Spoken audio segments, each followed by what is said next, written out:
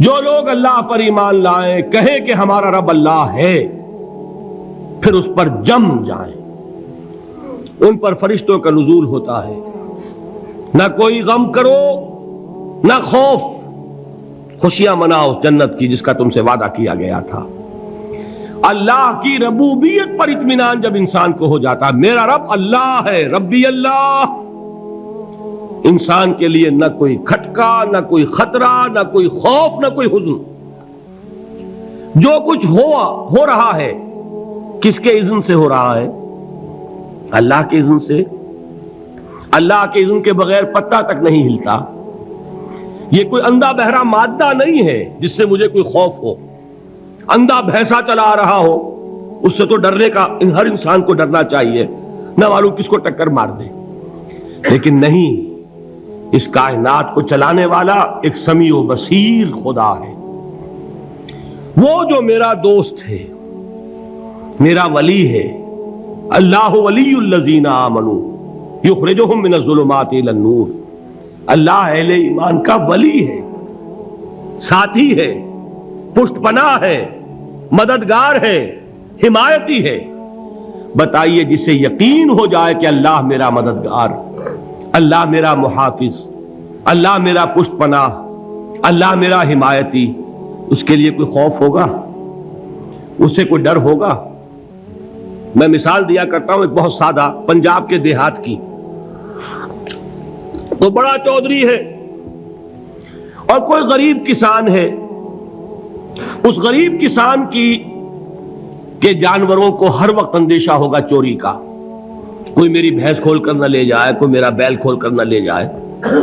لیکن جس کے بارے میں یہ سب کو معلوم ہو کہ وہ جو بڑا چودھری ہے وہ اس کا دوست ہے، اس کی بچیا کو کوئی خوف ہوگا؟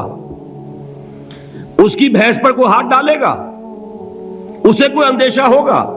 نہیں۔ کیوں؟ کہ وہ بڑا چودھری، بڑا اس کا یہاں کا سردار، جاگیردار، سب کو معلوم ہے وہ میرا دوست ہے، کوئی میرے خلاف اقدام نہیں کر سکتا۔ اس دنیا میں یہ چھوٹی سی بات اگر آپ کے دلی اطمینان اور سکون کا باعث بن سکتی ہے تو ذرا تصور کیجئے۔ میں لفظ تصور استعمال کروں گا صرف اس لیے کہ اس کا ہم جس کو کہتے ہیں ادراک اور شعور کر نہیں سکتے، اگر کے ساتھ کر سکتے۔ اگر یقین ہو کہ اللہ میرا مددگار اور یقین ہو کہ اللہ ہر آن میرے ساتھ ہے، پھر کوئی خوف، کس کا خوف؟ کوئی شے اللہ سے بالاتر ہے؟ کوئی قوت اس سے زیادہ طاقتور ہے؟ کوئی اس کے ارادے کو بدلنے والا ہے؟ کوئی اس کی مشیت کے آڑے آنے والا ہے؟ یہی بات ہے جو حضور نے فرمائی۔ یہ ایمان کا حاصل ہے لب لباب، کہ دیکھو اچھی طرح اس بات کو ذہن نشین کر لو، اگر تمام انسان مل کر تمہیں کوئی نقصان پہنچانا چاہے نہیں پہنچا سکتے، مگر جو کچھ اللہ نے لکھ دیا ہو، اور تمام انسان مل کر تمہیں کوئی نفع پہنچانا چاہیں نہیں پہنچا سکتے، مگر وہ شے جو اللہ نے طے کر دی ہو۔ آپ پھر میں کہوں گا ذرا طاری کیجئے، اسے فرض کیجئے، اسے سوچئے۔ اگر اس حدیث پر ہمارا دل ٹھکا ہوا ہو تو کسی سے ڈر ہوگا؟ یہ مجھے نقصان نہ پہنچا دے، یہ میری رپورٹ خراب نہ کر دے، یہ میری انکریمنٹ نہ رکوا دے، یہ میرا یہ نہ بگاڑ دے، یہ میرا یہ نقصان نہ پہنچا دے۔ اس کا ڈر، اس کا ڈر، اس کا خوف، اس کی خوشامد، اس کے لیے جا کر طرح طرح سے اپنی عزت نفس کو ذلیل کروانا اس کے سامنے، یہ سب کچھ کیوں کرتا ہے انسان؟ جب سمجھتا ہے کہ اس کے ہاتھ میں میرا کوئی نفع ہے، اس کے ہاتھ میں میرے لیے کوئی ضرر ہے، یہ مجھے کوئی گزن پہنچا سکتا ہے، یہ مجھے کوئی نقصان پہنچا سکتا ہے، یہ میرا کوئی کام بنا سکتا ہے، یہ میری کوئی ضرورت پوری کر سکتا ہے، اسی کا نام شرک ہے۔ جہاں آپ نے یہ سمجھا کہ غیر اللہ کے اندر کوئی طاقت موجود ہے، وہی شرک ہے۔ بتوں سے تجھ کو امیدیں، خدا سے نومیدی، مجھے بتا تو صحیح اور کافری کیا ہے؟ شرک تو یہ ہے۔ جس پر بھی تمہیں یہ خیال ہے، کلمہ ہے یہ کلمہ سوم، لا حول ولا قوت الا باللہ، ذرا اس پر دل کو کبھی اگر آپ تصور کریں، پھر فرض کریں، دل ٹھک جائے، اس پر کوئی طاقت نہیں۔ یہی بات تھی جو شیخ عبد القادر جیلانی رحمۃ اللہ علیہ نے اپنی وصیت میں اپنے بچے سے کہی. 11ویں دینے والے ہیں، لیکن حضرت شیخ عبد القادر جیلانی کی وصیت اور تعلیمات کو کتنے لوگ ہیں کہ جانتے ہو؟ یہ جن مقامات تک پہنچے ہیں وہ کس چیز کی بدولت پہنچے؟ انہوں نے جو پیغام دیا وہ کیا تھا؟ اے میرے بچے، جس طریقے سے قرآن مجید میں حضرت لقمان کی نصیحتیں جو ہے نقل کر دی گئی ہیں، میں یہ عرض کروں گا بالفرض اگر قرآن حضرت عبد القادر جیلانی کے بعد نازل ہوا ہوتا تو شیخ عبد القادر کی یہ نصیحتیں بھی قرآن میں درج ہوتی. اتنی اونچی نصیحتیں ہیں. اے میرے بچے، اس حقیقت کو ذہن نشین کر لے، لا فاعل فی الحقیقت ولا مؤثر الا اللہ. اس کائنات میں نہ کوئی فاعل حقیقی ہے نہ مؤثر حقیقی ہے سوائے اللہ کے. کسی شے میں کوئی تاثیر نہیں اگر اللہ نہ چاہے. آگ جلا نہیں سکتی اگر اللہ نہ چاہے. پانی ڈبو نہیں سکتا اگر اللہ نہ چاہے. زہر ہلاک نہیں کر سکتا اگر اللہ نہ چاہے. کوئی چیز فائدہ نہیں پہنچا سکتی اگر اللہ نہ چاہے. تو در در پہ کیوں سر جھکاتے ہو؟ در در پر کیوں جبیں سائی کرتے ہو؟ سب کے سامنے کیوں ہاتھ پھیلاتے ہو؟ ایک اللہ سے مانگو. ایک اللہ کے سامنے زمین پر اپنی جبین رکھو. لا فاعل فی الحقیقت ولا مؤثر الا اللہ. نظر آتا ہے ہمیں کہ پانی پیاس بجھا دیتا ہے. پیاس بجھانے کی صلاحیت پانی میں نہیں ہے، اللہ کے اذن سے. کھانا بھوک مٹا دیتا ہے. بھوک مٹانے کی صلاحیت کھانے میں نہیں ہے، اذن رب میں ہے. دیکھیے یہی یقین تھا. حضرت موسیٰ علیہ السلام کا واقعہ یاد کیجئے. سامنے سمندر آ گیا ہے، قوم دیکھتی ہے پیچھے کہ گرد و غبار کا طوفان ہے. معلوم ہوا کہ فرعون اپنے لشکر سمیت آ گیا ہے. لشکر جب چلتا تھا تیز رفتاری کے ساتھ تو گرد و غبار کا جو طوفان اٹھتا تھا اس کا تصور کیجیے. اور لمحہ بلمحہ وہ قریب آ رہا ہے. پوری قوم نے کیا کہا؟ اے موسیٰ انا لمدرکون. اے موسیٰ ہم کو پکڑے گئے. قرآن مجید نے تو یہاں وہ باتیں نہیں لکھی ہیں، لیکن تورات میں یہ درج ہے کہ بنی اسرائیل جھگڑنے لگے، دست و گریبان ہو گئے موسیٰ کے ساتھ. موسیٰ ہمیں یہاں مروایا لا کر، اس سے تو ہم ہی بہتر تھے. وہاں کھانے کو ملتا تھا، زندگی تو تھی، بیگار ہم کر رہے تھے، موت تو نہیں تھی. اب جو کچھ ہوگا اس کا تصور کرو، جس طریقے سے ہمارے ٹکڑے اڑائے جائیں گے. تو لڑ رہے ہیں حضرت موسیٰ علیہ السلام سے. یہ تورات کی تفصیل ہے. قرآن میں صرف اتنا آیا ہے، پریشان ہو کر انہوں نے کہا انا لمدرکون. موسیٰ ہم تو پکڑے گئے. اس وقت موسیٰ کا جواب کیا ہے؟ کلا ان معی ربی سیہدین. نہیں، میرے ساتھ میرا رب ہے، وہ راستہ دے گا. بتائیے کہاں راستہ نظر آ رہا ہے؟ یہ ہے ایمان بالغیب. راستہ نظر نہ آئے تب اللہ پر یقین ایمان ہے. جیب میں پیسے ہوں اور تب دل کو اطمینان ہے تو ایمان کس پر ہوا؟ پیسے پر، اللہ پر نہیں. جب وسائل و ذرائع نہ ہو اور پھر یقین ہو کہ اللہ مسبب الاسباب ہے، وہ اسباب کا پابند نہیں ہے، وہ اسباب کا محتاج نہیں ہے، اسباب اس کے محتاج ہیں. اگر یہ یقین ہے تو اللہ پر ایمان ہے. یہ نہیں ہے تو تمہارا ایمان اسباب پر ہے، وسائل پر ہے، ذرائع پر ہے، مادیات پر ہے، اللہ پر نہیں. اس وقت کہاں راستہ تھا؟ کوئی راستہ تھا؟ سمندر ہے اور ادھر سے لشکر آ گیا ہے. کلا ان معی ربی سیہدین. اب دیکھیے ایمان کہہ دینا آسان ہے، ہوا معکم اینما کنتم. جہاں کہیں بھی تم ہوتے ہو اللہ تمہارے ساتھ ہوتا ہے. لیکن اس کا یقین قائم ہو جائے تو زمین و آسمان کا فرق واقع ہو جائے. یہی بات ہوئی حضور کے ساتھ. غار ہے، چھپے ہوئے ہیں محمد الرسول اللہ اور آپ کے وہ یار غار ابو بکر صدیق رضی اللہ تعالی عنہ. اقبال نے حضرت ابو بکر کی شان میں چند اشعار کہے صرف، لیکن واقعہ یہ ہے کہ بھاری بھاری نظموں پر اور قصیدوں پر بھاری ہے. طویل ترین نظمیں اور قصیدے ہوں ان پر بھاری ہے. ہمتیں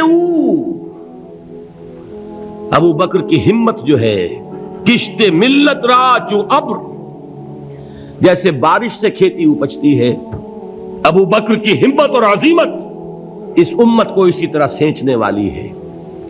ثانیے اسلام و غار و بدر و قبر،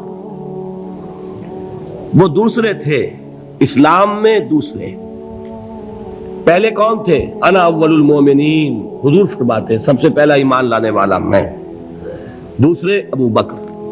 ویسے ہمارے ہاں یہ چلتا ہے اختلاف، حضرت علی پہلے ہیں کہ حضرت ابو بکر پہلے ہیں، لیکن اس میں بڑی خوبصورت تطبیق قائم کی ہے علماء نے، اور بہت صحیح ہے۔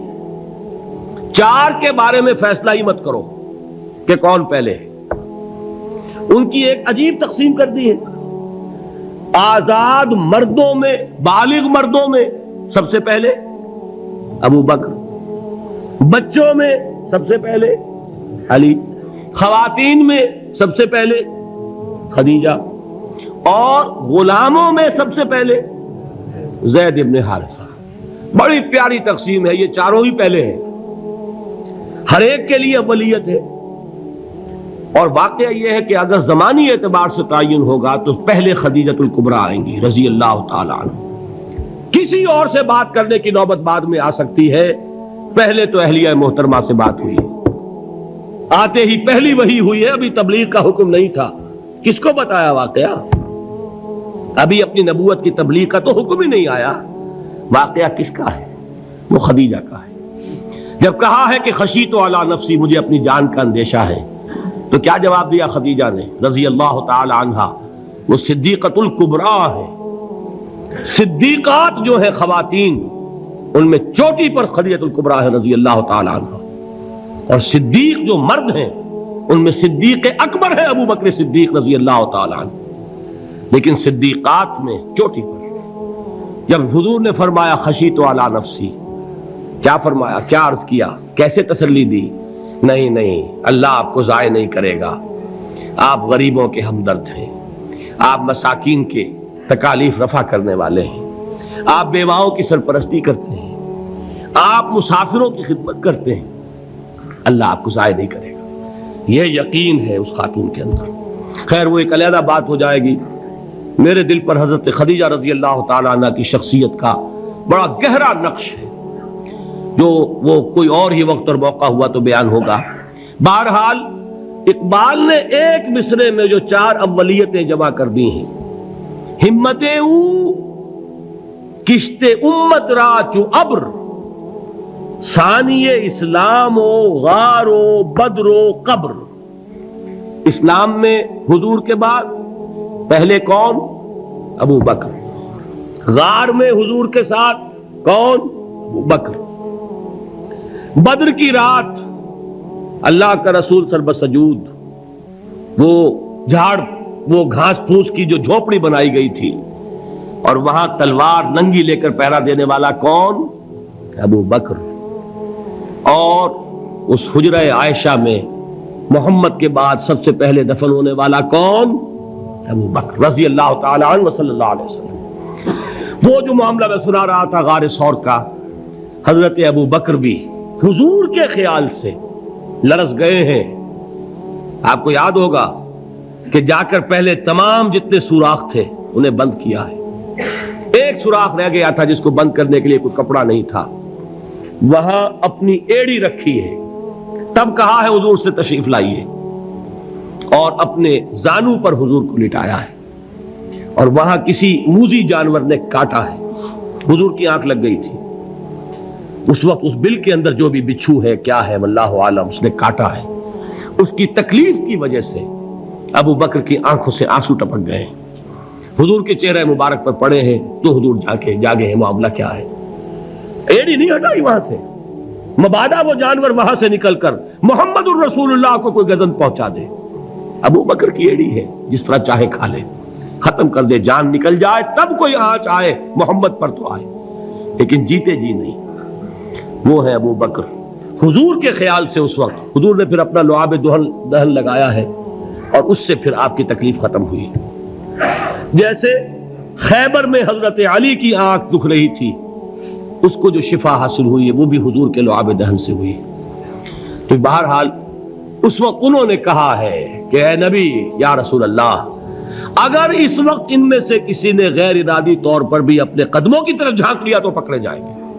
کیا جواب تھا اللہ کے رسول کا؟ لا تحزن ان اللہ معنا، اللہ ہمارے ساتھ ہے، کیوں گھبراتے ہو ابو بکر؟